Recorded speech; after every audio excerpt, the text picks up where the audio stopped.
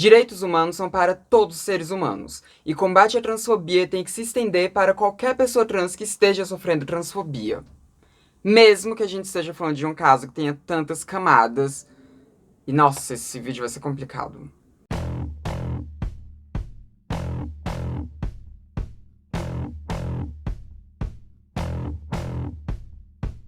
Oi, gente, tudo bom? Então, hoje a gente vai aqui falar sobre um casal de homens trans que estão presos no presídio feminino daqui do Distrito Federal, que eles estão sofrendo bastante transfobia, né? Eles alegaram que estão sofrendo bastante transfobia dentro desse presídio e ataques dentro desse presídio. E a gente vai ter que falar disso daqui com bastante cuidado e com bastante distanciamento, porque a gente está falando do caso Juan. Vai ser pesado. Mas eu ainda não vou falar sobre o caso Juan em si, que foi o que motivou a prisão dessas pessoas. E quando eu for falar do caso Juan, não vou falar detalhadamente, porque senão o vídeo vai ficar muito desconfortável, né? Mas eu vou aqui falar primeiro o que está acontecendo com esses dois que estão presos. A gente está falando do Agel e do Alid, né? Que eles são homens trans, e quando eles foram presos, eles ainda não tinham iniciado a transição. Então eles eram vistos como um casal lésbico, né? Um casal sáfico, um casal formado por duas mulheres. E ao serem presos, eles foram para a Colmeia, que é um presídio feminino daqui do Distrito Federal, né? Que inclusive é um presídio que fica bem perto de onde eu moro, assim, sabe? Bem perto mesmo. Então, eles dois estão quase aqui no meu quintal. Eu não tenho quintal, mas enfim. Mas antes de falar exatamente o que tá rolando, eu vou aqui falar pra vocês um negócio que talvez tenha causado estranhamento em alguém, né, que esteja assistindo, que é o fato de eu dizer que eles são dois homens trans e estão ainda no presídio feminino. Porque, né, muitas vezes quando a gente tá falando sobre isso, a gente fala sobre as pessoas irem pra presídios de acordo com o gênero delas e não com o sexo anatômico delas, né? Mas isso é mais voltado quando a gente tá falando de mulheres trans. Quando a gente tá falando de homens trans, o mais seguro pra eles é que eles realmente fiquem no presídio feminino, porque a gente tá falando de homens que têm vagina, né, de homens que têm uma buceta. Quando você fala de jogar pessoas que têm uma vagina dentro de um presídio masculino, aonde provavelmente a maior parte dos presos não vai ver essas pessoas como homens, e sabendo que eles têm uma vagina, é muito, muito, muito arriscado que se tenha várias violências sexuais acontecendo com esses homens, né? Mesmo eles sendo homens. Até porque violência sexual acontece muito em presídios de modo geral, né? E quando a gente tá falando de presídios masculinos, isso acontece muito mais. A gente tá falando de jogar alguém que pode ser visto enquanto uma mulher por aquelas outras pessoas, já que a gente tá falando de alguém que tem vagina. Então, o mais seguro para homens trans, de fato, é ficar em presídio feminino. Mas, obviamente, se o homem trans ele quiser muito ser transferido para um presídio masculino, isso tem que ser respeitado também, né?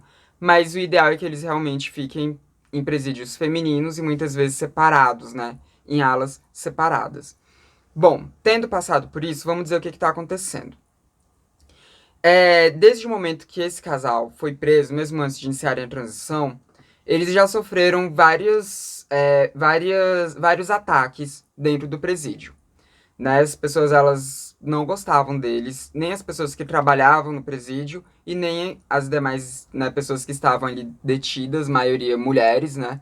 Não gostavam deles, então eles sofriam diversas violências, o que fez até com que eles ficassem em uma ala só deles. Eles ficassem isolados das outras detentas e ficassem só os dois ali, né?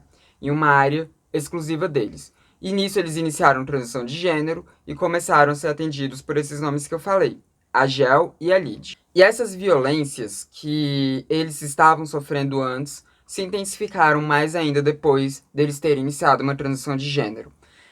Então, assim, a gente tá falando de pessoas que já estavam sendo hostilizadas antes e que, ao adotarem um nome social que, né, fosse um nome social ali mais voltado para a transmasculinidade, ao adotarem, né, uma transição de gênero mesmo, eles passaram a ser ainda mais hostilizados. E essas hostilizações chegaram, inclusive, né, a ter ameaças de morte, né? Então, eles foram ameaçados de morte algumas vezes ali. Eles foram presos em 2019 e foi em 2022 que eles iniciaram a transição de gênero. Quando eles foram presos, eles já sofreram, né, inúmeras hostilizações, como eu falei. E diante de todas essas hostilizações e da própria transição de gênero deles, né, o presídio colocou eles, como eu disse, nessa ala separada. Nessa ala separada, eles não tinham direito ao banho de sol, por exemplo, né? Eles tomavam sol apenas, né, por umas soleiras, assim, que tinha lá, né, dentro da própria cela. Então chegava a luz do sol dentro da própria cela e era ali, com essa luz do sol dentro da cela mesmo, que eles faziam o banho de sol deles. Eles perderam o direito de ter uma televisão, perderam o direito de caminhar, né, pelo pátio, porque eles realmente ficaram reclusos ali, naquele ponto, naquela cela, daquela ala. Então eles realmente ficaram sozinhos, só os dois. E nisso que eles estavam isolados ali, eles disseram que passaram a ser vítimas de torturas, inclusive, né? Então, se antes eles estavam sofrendo várias hostilizações, principalmente por parte de outras detentas, né? Que, enfim, ameaçaram eles de morte, né? Eles foram jurados de morte por geral lá, né? Enfim, vários tipos de agressões verbais e tudo, né? Aquela situação totalmente complicada. Depois que eles foram isolados de todo mundo, eles passaram a sofrer violências, né? Torturas, segundo os relatos deles, por parte da própria direção do presídio. Violências que eles relatam terem sofrido por em torno de 20 agentes penitenciários, né? E essa denúncia deles veio em fevereiro. Eu sei, a gente está em abril. Eu deveria ter feito esse vídeo antes? Deveria, mas eu não tinha tomado conhecimento porque, né, fevereiro, essa notícia saiu no final de fevereiro. Final de fevereiro eu estava o quê? Me contorcendo de dor por causa de uma picada de aranha marrom. Então eu estava totalmente absorta nos meus próprios problemas e não estava vendo nada do que estava acontecendo no mundo ao meu redor. Estava recolhida na minha própria dor. Então eu não fiquei sabendo desse caso na época, mas, né, eu fiquei sabendo agora por meio de uma postagem que o Ibrat fez, né, no Instagram. Vocês estão vendo o post aqui, que eles fizeram um post recente, e aí eu vi, e depois, né, por ser no Distrito Federal principalmente, é que eu fui atrás e vi que se tratava de um caso criminal que eu já conhecia, né. Mas depois eu falo sobre esse caso criminal. O ponto é que o Ibrat publicou agora porque não foi resolvida muita coisa desde que eles fizeram essas denúncias e saíram matérias, né? Então, desde fevereiro eles estão denunciando que estão sofrendo esses tipos de violências e até agora é abril e parece que eles continuam sofrendo esses tipos de violência. E vale aqui ressaltar que diante de tantas restrições que eles estavam tendo e isolados, convivendo apenas um com o outro, e com aqueles agentes penitenciários que, segundo eles, estavam torturando eles, estavam, né, cometendo violências contra eles, ficou muito difícil a convivência. Eles passaram a brigar bastante, eles passaram a ter muitos transtornos psicológicos, assim, por causa desse isolamento forçado, assim. E eles, inclusive, chegaram a pedir, né, tratamento psicológico, mas psicóloga que eles escolhessem, não a que o presídio estava fornecendo para eles. Eles pediram para serem colocados no convívio com as outras detentas, mesmo com as ameaças de morte que eles sofriam das outras detentas. Eles achavam que era melhor, porque aquele isolamento não estava fazendo bem para eles, né? Não estava fazendo nem um pouco bem para eles. E aí, quando foi no dia 19 de fevereiro, né, a advogada deles protocolou lá, né, uma ação por transfobia que eles estariam sofrendo, né, por crimes de tortura e de transfobia que eles estariam sofrendo ali dentro do presídio.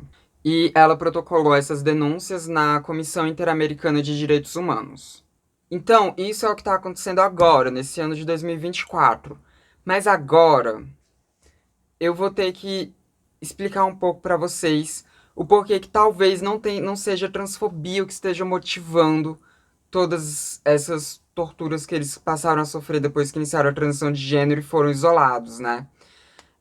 Porque, assim, o crime que eles cometeram e que fez eles serem presos é considerado um dos crimes mais brutais que já aconteceu aqui no Distrito Federal.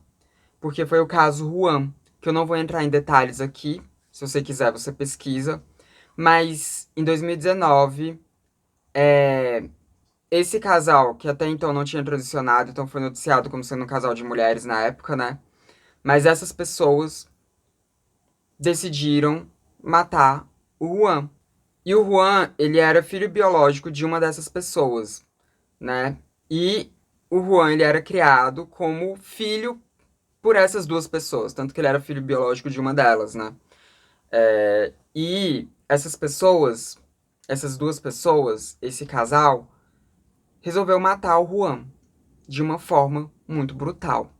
Muito brutal mesmo. A gente tá falando de uma criança de 9 anos que foi morta de uma forma totalmente covarde, de uma forma totalmente tortuosa, né? Porque o laudo mostrou que o que o menino sofreu foram agressões muito, muito, muito, muito pesadas, né? Muito pesadas mesmo. E ele sofreu muito até de fato morrer. E assim, foi um caso que chocou muito o Distrito Federal no ano de 2019.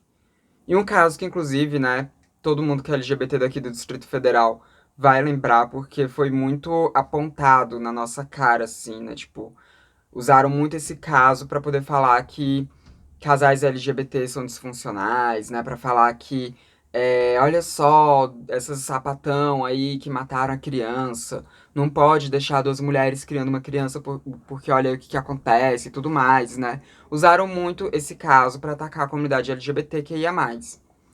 E usaram, né, obviamente, no Brasil inteiro, porque foi um caso que teve repercussão nacional. Então, quando essas duas pessoas, né, quando a Gel e o Ailid chegaram na colmeia, eles já foram logo hostilizados por todas as detentas porque eles tinham cometido um crime muito brutal com uma criança. Então, assim, todas as ameaças de morte que eles sofreram antes, as ameaças de bater, as ameaças que as outras detentas faziam, era por causa da natureza brutal de crime que eles cometeram. Tanto que eles foram condenados a 65 anos de prisão, que obviamente eles não vão cumprir 65 anos de prisão, porque aqui no Brasil existe um limite, né, que é de 30 e alguma coisa, né? Acho que são só 30 anos mesmo, né, que você pode ficar em cárcere. Então eles não vão ficar presos por 65 anos, mas, né, foi um crime que foi muito chocante. Muito chocante. Então, a partir do momento que eles pisaram no presídio, eles sofreram todas essas represálias, todas essas hostilizações, partindo das outras detentas e também de pessoas que estavam trabalhando ali, porque as pessoas olhavam para eles e sentiam um ódio absurdo por causa do que eles cometeram. E a partir do momento em que eles iniciam uma transição e que eles, né, o presídio tem uma desculpa para isolar eles de todo mundo, fica mais passível ainda de fazer com que eles sofram inúmeras violências, né? Porque é isso, as pessoas elas guardam um ódio muito grande todas as vezes que elas lembram o que eles dois fizeram com uma criança. Então, a partir daí, vem vários tipos de violência que vão cometer contra eles. Então, né, eles estão sendo torturados, eles estão sofrendo inúmeras hostilizações, eles estão sofrendo inúmeras violações ao gênero, né, do qual eles se identificam, que é um gênero masculino. Eles estão sofrendo muito tortura mesmo ali dentro, né? Mas será que a natureza disso é por eles serem homens trans ou é por causa do crime brutal que eles cometeram? Eu acho que é muito mais por causa do crime brutal que eles cometeram. E é isso, o fato deles terem iniciado uma transição de gênero facilitou ali pro pessoal do presídio poder isolar eles pra, né, enfim, tratar como bem entender. Então, eles estão sim sofrendo transfobia. Eles estão sim sofrendo tortura. Só que eu não sei se a motivação disso é por eles serem trans. Eu realmente não sei. E assim, independente da motivação do que, né, do que eles estão sofrendo ali, o que motivou eles a sofrerem essas violências, por mais que a gente esteja falando de um crime brutal, por mais que a gente esteja falando de um crime revoltante, de um crime que causa ojeriza em todas as pessoas que têm um mínimo de humanidade dentro de si, a gente também está falando de direitos humanos sendo infringidos. E quando a gente fala de direitos humanos, a gente está falando de direitos humanos para todas as pessoas. Essa máxima de direitos humanos para humanos direitos, que a direita ama, né, usar, é uma máxima que é completamente escrota, né? E quando a gente luta por direitos humanos, a gente tem que lutar por direitos humanos para todas as pessoas, inclusive as pessoas que estão no cárcere. Ainda são seres humanos e precisam ser tratados como seres humanos. Precisam ter o mínimo de dignidade ali que seres humanos precisam ter. Então, Essas práticas, elas são práticas totalmente absurdas, totalmente abusivas, totalmente erradas, independente delas serem motivadas por uma transfobia ou pela natureza brutal desse crime, né, que levou eles dois a serem presos. Então, independente disso, eles têm que ser tratados com humanidade, mesmo que eles não tenham tido a mínima humanidade quando eles cometeram o crime contra o menino Juan. Então, assim, é importante a gente ter isso em mente, tá? Independente da natureza do crime, as pessoas têm que ser tratadas com dignidade.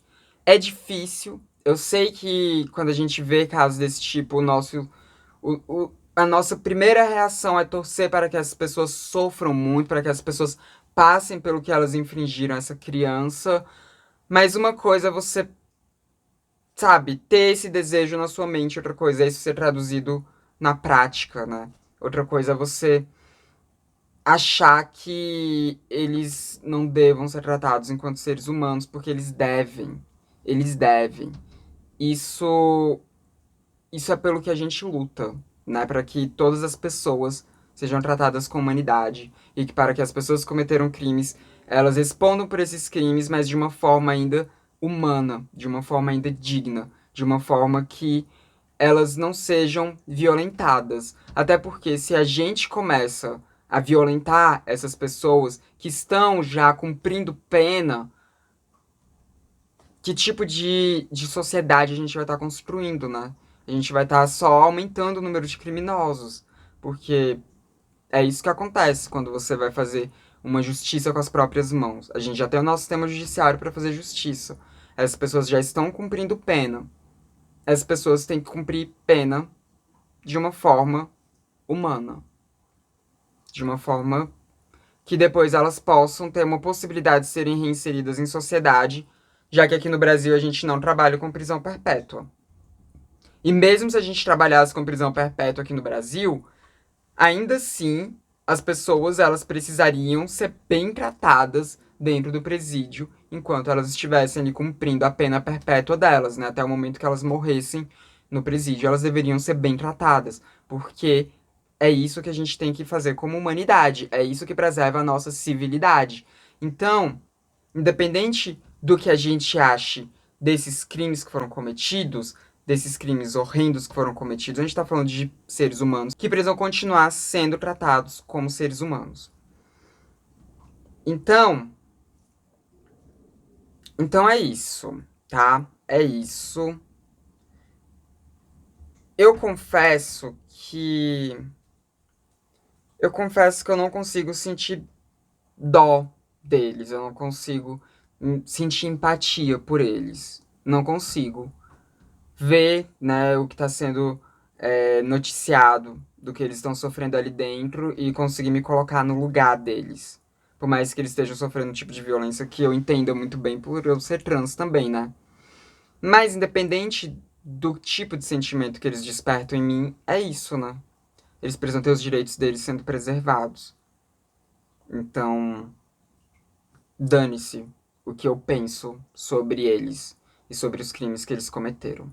Viver em sociedade, uma sociedade que a gente diz ser civilizada, uma sociedade que a gente diz ser democrática, é viver em uma sociedade a qual pessoas precisam ser bem tratadas, mesmo quando elas estão no cárcere, independente do crime que elas cometeram, né? E é isso. É isso. Volto a dizer, se você, né, não conhece esse caso, vai ter link aqui, né? Então você pode ler depois, né? Mas você pode também pesquisar, né? E tudo mais, para você entender o que foi esse crime horrendo que foi cometido, né? E é isso, gente. Esse foi o vídeo de hoje, tá? Esse foi o vídeo de hoje. Não sei se esse vídeo acrescentou muita coisa na vida de vocês. Não sei se eu cheguei em algum lugar interessante nesse vídeo. Mas é o vídeo que eu fiz, então é o que tem pra hoje. Não se esqueçam de deixar o like de vocês, porque isso ajuda muito o YouTube a entender que o meu conteúdo é interessante para, né, as pessoas no geral e para você mesmo que tá aí me assistindo. Não se esqueça também de comentar aí o que você acha disso, mas lembre-se de manter os comentários dentro do que é minimamente racional, sabe? Assim, não vamos cometer crimes nos comentários. Vamos combinar de não cometer crimes nos comentários e nem sugerir a perda de direitos humanos das pessoas nos comentários? Vamos, tá? Então comenta aí, mas sem infringir nenhum direito humano no seu comentário. E não se esqueça também de copiar o link, sair distribuindo por aí e de se inscrever nos canais caso você não seja inscrito ainda. Esse foi mais um vídeo do Transmissão, o canal sem tema. A gente se vê na próxima. Até mais. Ai, que difícil falar desse caso sem poder descrever o caso. É difícil, mas é o melhor também.